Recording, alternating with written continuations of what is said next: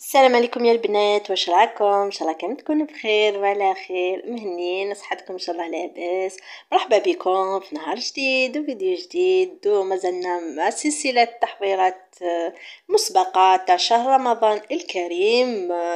شاركت معكم بعض التحضيرات، وشاركت ايضا معكم الطبق اللي نحبه بزاف بزاف وتشهيته قبل رمضان. طيبته وبردت فيه قلبي. نتمنى ان شاء الله الفيديو تاع اليوم من الاعجاب تاعكم. ما نساوش الصلاه والسلام على سيدنا محمد عليه افضل الصلاه والسلام، وفرجه ممتعه. وهنا خياتي بديت لكم الفيديو تاع نهار اليوم بالغداء اللي حضرته اللي تشيته قبل رمضان، وبركوكس بالخضر. نموت على هذا الاكله.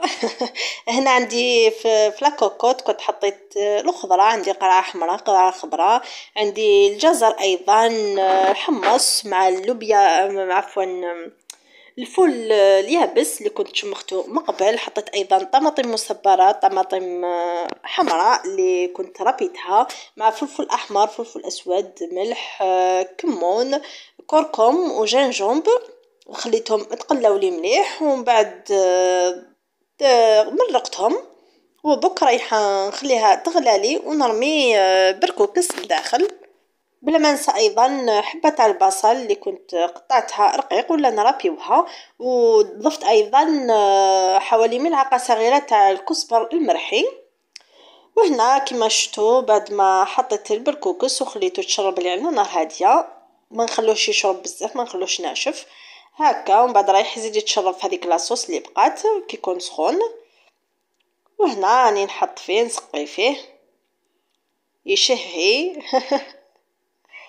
نتمنى ان شاء الله هذا الطبق ينال الاعجاب تاعكم، وتكونوا ايضا من محبين هذا الطبق وتجربوه ان شاء الله وينال الاعجاب تاعكم.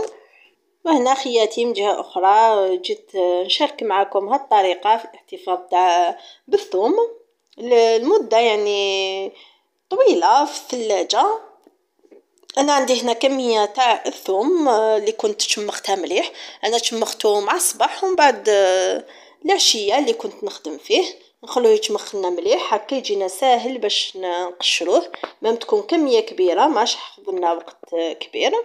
رايحه نقشر كامل كميه تاع الثوم تاعي ونقيها مليح. كما راكم تشوفوا انا بدا يفسد لي لاني عندي مده ملي شريته، شفت بلي بدا يفسد. بغيت نشارك معكم هذه الطريقه الاحتفاظ به.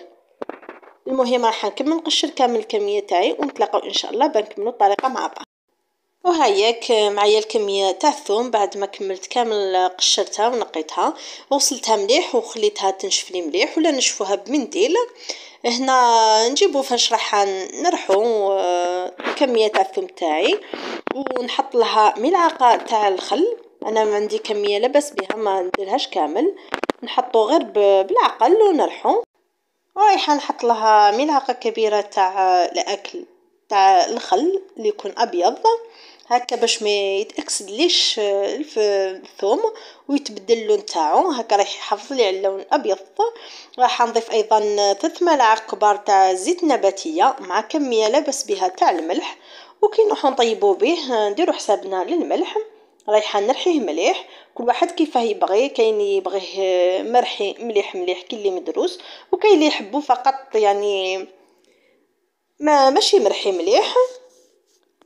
المهم كل واحد يرحيه كيما حب، انا هكا نحبو. هنا جبت ايضا بلارات اللي رايحين نديرو فيه يكونوا مغسولين مليح ومعقمين، نخلوهم نغلوهم هكا في كاسرونه ونخلوهم ينشفوا بوحدهم. رايحه نحط لها في القاع كميه تاع الزيت، ونحط ايضا كميه تاع الثوم.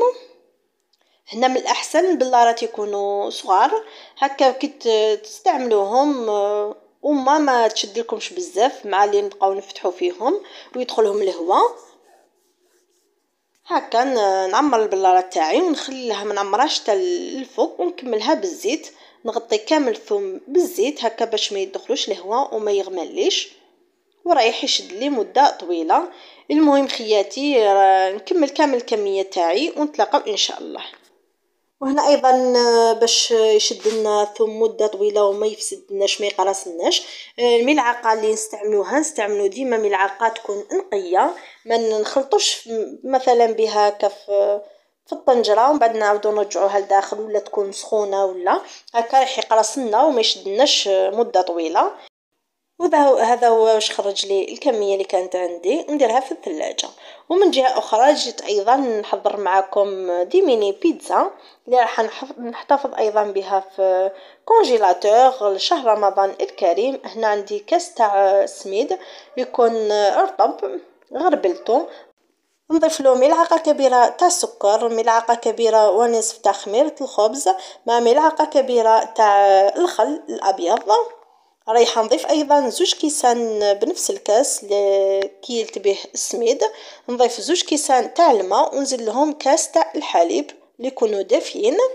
رايحه نخلطهم مليح ومن بعد نخليهم بجيه حتى يتشرب لي شويه سميد. هنا ضفت ايضا حوالي ملعقه كبيره تاع الزعتر البري، ومن بعد رايحه نضيف هنايا 4 ملاعق كبار تاع الزيت النباتيه ولا زيت الزيتون كما حبيتو. ورايحه نبدا نضيف ايضا في الفرينه، بلا ما ننسى ايضا نضيف كميه تاع الملح اللي تبقى حسب الرغبه، ونبقى نضيف في الفرينه تدريجيا ونخلط مليح حتى نتحصل على العجينه تكون طريه. وهنا المرحله تاع الدليك تكون ضروريه بما اننا درنا ايضا فيها السميد، خاص لازم تندلك مليح. هنا رايحه نحطها على سطح العمل وندلكها مليح مليح حوالي 10 دقائق حتى نتحصل على عجينه تكون ملساء. ومن بعد نرجعها للإناء ونغلق عليها ونخليها بجيه حتى تخمر لي ضعف الحجم تاعها، ونجوزو ان شاء الله باه نشكلوها مع بعض.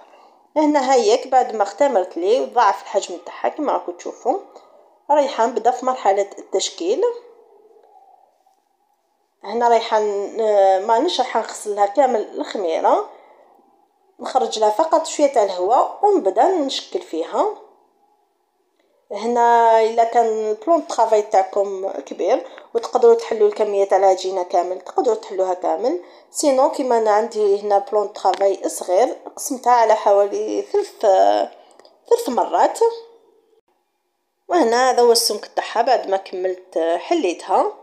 انا صراحه ما نبغيهاش تكون خشينه بزاف، العكس تاع راجلي يحب تكون شويه خشينه المهم انا درت كميه ليا هكا ماشي خشينه، وكميه راجلي شويه خشينه على هذه، وانتوما كل واحد والذوق تاعو. ومن بعد غطيت العجينه خليتها حوالي 3 دقائق 4 دقائق تريح هكا باه كي نقطعها ماش راح تقند لي وتعاود تولي تبدل الشكل تاعها. وشديت شوكه ثقبتها كامل حتى لتحت هكا باش ما تنفخليش، ونقطعوها بالحجم اللي رانا حابين. ومن بعد العجينه الزائده رايحه نلمها مليح ونحطها في بلاستيك غذائي ولا في بواطه ونغلق عليها ونخليها ترتاح، وفي الاخير راح نعاود نستعملها عادي. هنا نشد الحبات تاعي نديرهم في سنيوه اللي رايحه نطيبهم فيها ونغطيهم ونخليهم حوالي 5 دقائق يرتاحوا باش نبدا نطيب فيهم. هنا هيك بعد ما ارتحت لي السنيوه الاول حوالي 5 دقائق كنت شعلت الفور على 180 درجه خليته سخن لي مليح، ومن بعد شعلته فقط من التحت. درت السنيوه تاعي في الوسط خليتها حتى نشفت وشعلت له من الفوق خليتها ثاني نشفت فقط ما نخليوهاش تحمر. وهذه هي النتيجه تاع البيتزا تاعنا ميني بيتزا، تجي خفيفه. رايحه نديرها في اكياس بلاستيكيه اللي تدخل الكونجيلاتور ورايحه نكونجليها، وفي شهر رمضان الكريم ان شاء الله كي نحوس عليها نجبدها 10 دقائق وتكون جاهزه. وهنا وصلت معكم نهايه الفيديو، نتمنى ان شاء الله يكون كان خفيف ظريف عليكم. نلقاكم في فيديوهات جايه ان شاء الله، والسلام عليكم ورحمه الله تعالى وبركاته.